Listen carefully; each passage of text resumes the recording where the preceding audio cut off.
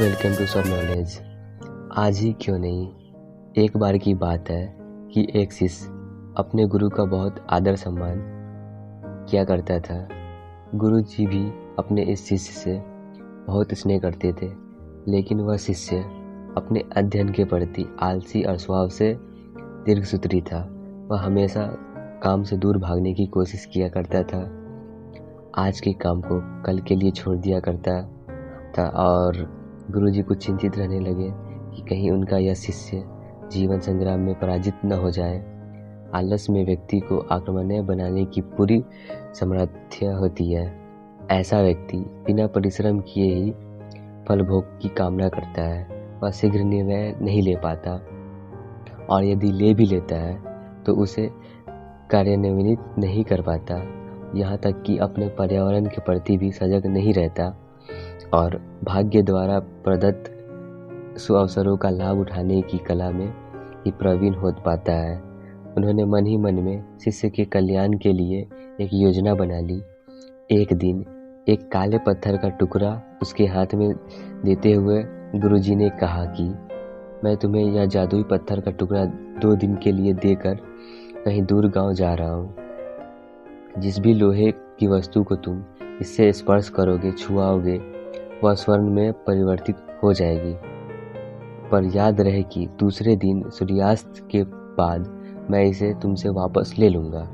तो अवसर को पाकर बड़ा प्रसन्न हुआ, लेकिन आलसी होने के कारण उसने अपना पहला दिन यह कल्पना करते करते बिता दिया कि जब उसके पास बहुत सारा स्वर्ण होगा तब वह कितना प्रसन्न होगा, सुखी, समृद्धि और संतुष्ट रहेगा।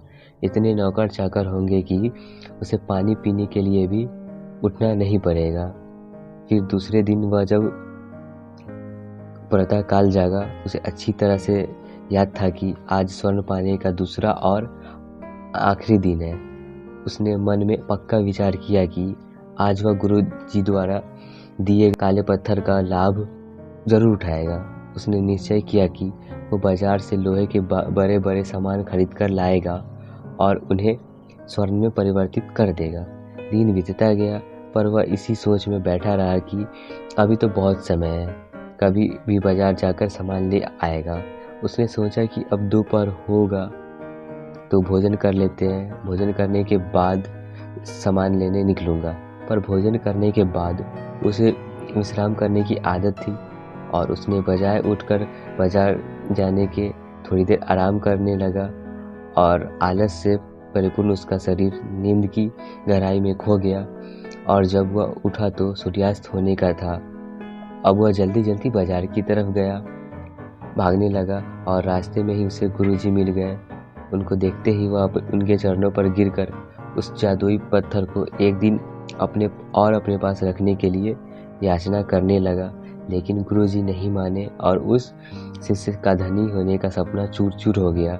पर इस घटना की वजह से शिष्य को एक बहुत बड़ी सीख मिली कि उसने आलस पर पछतावा होने लगा। वह समझ गया कि आलस उसके जीवन के लिए एक अभिशाप है और उसने प्रण लिया कि अब वह कभी भी काम से नहीं जी चुराएगा और एक कर्मठ, सजग और सक्रिय व्यक्ति बनकर दिखाएगा।